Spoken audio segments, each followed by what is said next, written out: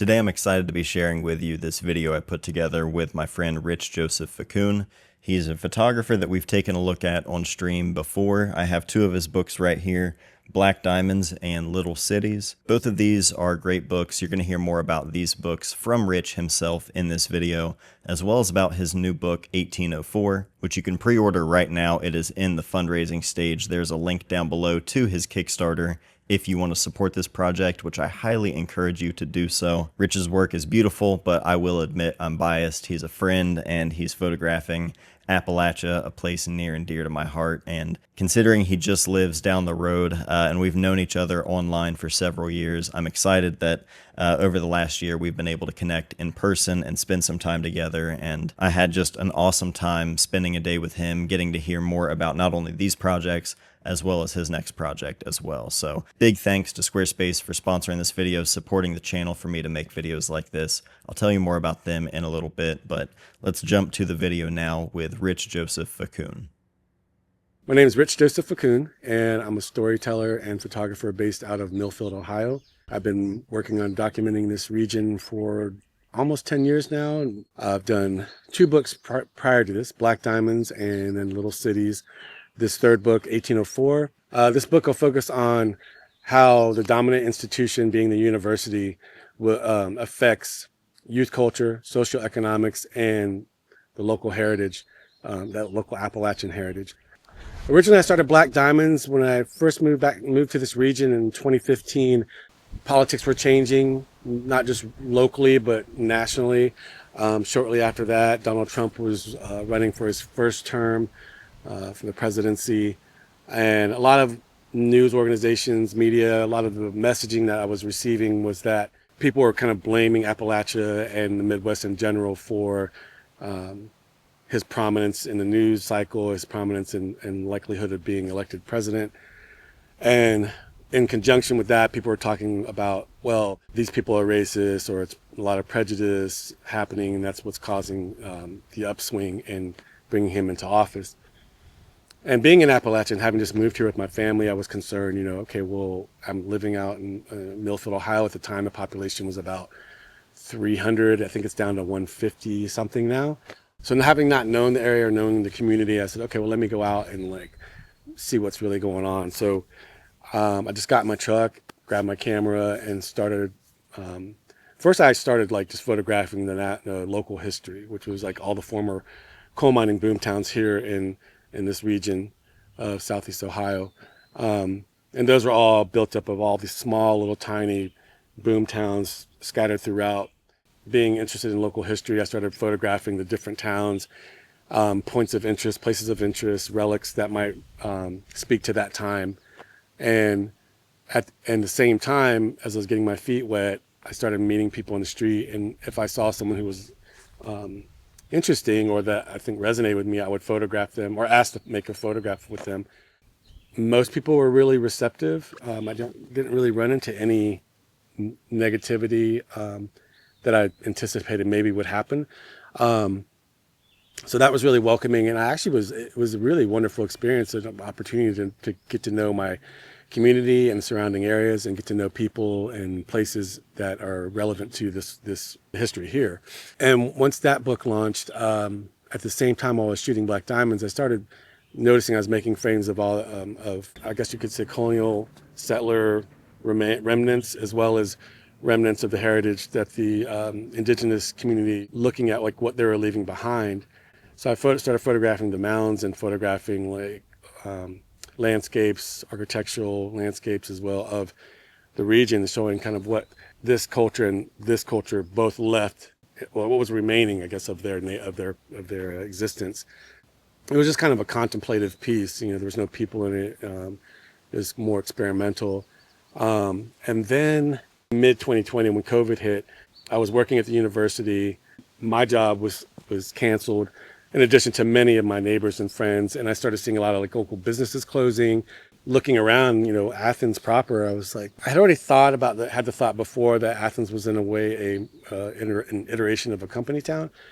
But it wasn't until COVID hit and I saw the economic effects of the students not being in the town, businesses closing because they were reliant on this influx of students every year of, and then having lost my job and seeing my friends have lost their jobs, my colleagues, and people were talking like, well, what are we going to do? Like, how do we make a living out here? Because outside of the university, if you're not working for the university, it's pretty slim to make a livable salary. So I started making photographs of just kind of some of the places that were closing down, just doing more topographic work. And then as things kind of lifted, I started making portraits of people. And at this point, I really wasn't certain like what direction I was going, or kind of even if it was a project or anything. It was just something, me responding. I think a lot of us as photographers went out during COVID and were trying to like find ways to be creative or find ways to like still grow our photography. And then at some point there, it clicked that the idea of this modern iteration of a company town, how it affects the students, how it affects the community, and then also how it affected me personally, because I actually am an alum of the university. And then now my son in 2023 enrolled in the university, so he's a student there now. And it's kind of an odd situation, because it's like, here I am, my wife and myself are both alum of OU, and under context of like a company town, you're like, oh, well, now I work for this company, but I'm paying off my debt because I went to this school. And you're seeing all these businesses close, and you're like, so there's this full cyclical nature of things. And it's not unique just to me. Like, I have colleagues that I work with. I was just talking to one the other day where, we kind of laugh about it, because we're like, well, you're in the same boat as me. Like, we're still paying our student loans. Our kids are in college here now. We work here. Our money is like being made here, and then it's going right back to paying off these school bills and back into the university to pay for our kids. So that idea of this modern company town just became more reinforced. So as I'm out making images, that's when it kind of started to come into fruition, where I'm like, okay, well, let's think about this from that perspective, like youth culture, socioeconomics, and Appalachian heritage, and how does that all coexist in this complex relationship that we have. So that's how all three of these books kind of came full circle, because you're looking at black diamonds at the former coal mining boom towns of Southeast Ohio and Appalachia. And then you're looking prior to that, the historical value and significance of the land and how it was treated and used by the indigenous communities as well as the extraction industry. And then, so that's little cities. And then it takes you full circle back to like modern day, where we're looking at a modern day company town. And had the university not existed, I'm certain that Athens would look very similar to a lot of the main streets and a lot of the communities that we can see in black diamonds in little cities. So that's the kind of thread that ties and binds all three of these projects together. And with all these, again, it's like really trying to show an honest depiction of, or at least my personal experience, and from an honest perspective of what Appalachia is like. I mean, there's a lot of stereotypes about the region. 1804, for example, it's this little blue dot in the sea of red politically. And to me, I think it might be of surprise to those who have not been to Appalachia or who haven't visited the area. I want to say that most people don't really think of Appalachia as having like this art scene and these indie kids, or like this demographic of diverse people. This region kind of maybe sometimes gets stereotyped, thinking it's just all white people that are conservative and that are like low income or poverty level. I want people to see like, no, like we have a very diverse community and a diverse existence here. I've never lived anywhere. I've lived all over the world and all over the U.S. and I've never really lived anywhere where there was this sense of community that I feel here, whether it's with my direct friends or through colleagues or just people that I just pass in the street. There's this community that, and this hospitality that I've never experienced anywhere else. And I think that really draws me to this region. So I think the work in general, I really hope that it just brings an honesty to the community I live in and to the people I've like interacted with, and maybe have an overarching opportunity to open eyes to saying like, oh, like that's Appalachia? Like I thought it was just all hillbillies and rednecks or whatever derogatory term is applied to Appalachian people. And it's like, no, I mean, there's like so much more than that. There are banjos and there's like moonshine and like that's part of the heritage, and I'm down with that, but like but there's so much more, and I hope that my work touches on that to some degree, and shares a different perspective on what this area is like during, the last 10 years, when so much has happened within our country and our nation, politically, socially, economically. So much has changed. So those three books, I kind of document periods of time that reflect our country, and I think it's relevant in that way too, but from a outsider perspective, living in Appalachia, a different closed community. So that's what I hope that people get an honest sense of what it's like here. So, that was a good question though.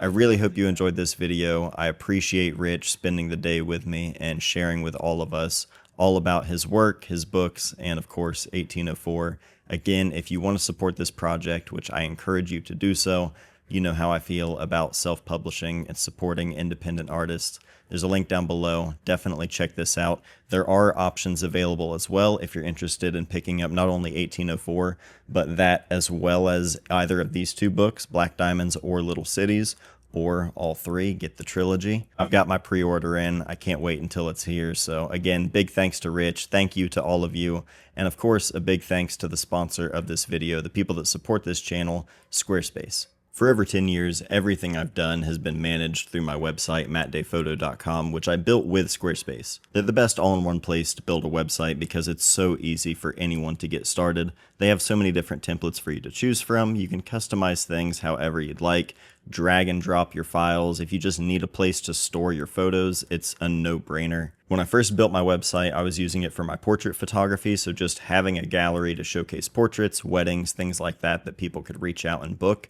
Now I use it for things like self-publishing, selling my own zines, photo books, prints, anything that I want to sell personally. I can do it directly through my online store, even if I wanted to sell digital products. It's super flexible for me no matter what hat I'm wearing as a photographer. Squarespace has stuff built directly into it that serve me as a photographer. So it's a great tool. If you want to check it out, squarespace.com for a free trial. But when you're ready to launch your site, go to squarespace.com/MattDay. Use the code MattDay at checkout, and that'll save you 10% on your first purchase. So thanks again to Squarespace for sponsoring this video and supporting this channel. Thank you all for watching this one. I love you guys, and I'll see you next time.